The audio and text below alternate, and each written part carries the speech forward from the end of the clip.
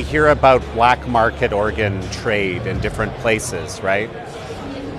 What's happening in China is kind of a very extreme version of black market organ trade. So very briefly, here's how it works, okay? You need to have a very large population of people in your country. It has to be a state-level actor, basically, that you've dehumanized. So kind of what happened in the 1930s in Germany against the Jewish people. So you dehumanize them, society at large looks down on them somewhat. Now you take about 1 million of them and you put them in the system.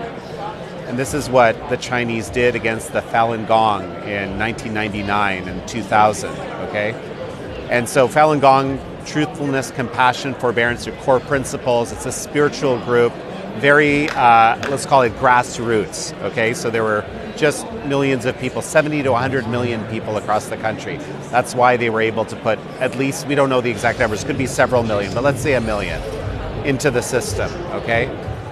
And now what can happen is someone sees an ad in a newspaper, and the ad in the newspaper says, I can get you a new heart in 2 weeks if you pay 200 grand, let's say. I'm giving you sort of a general picture. There's been a lot of these types of ads, a lot of this sort of stuff, and the numbers change. But the reason they can do that, okay, the only way you can schedule a heart transplant is you know when someone's going to be dead on this day of the scheduling, okay? And the only way you can know that is you're making them dead.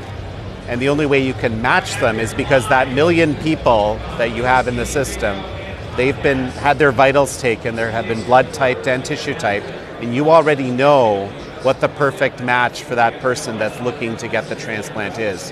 And you can ship that person and kill them to order. Okay? That's what we're talking about.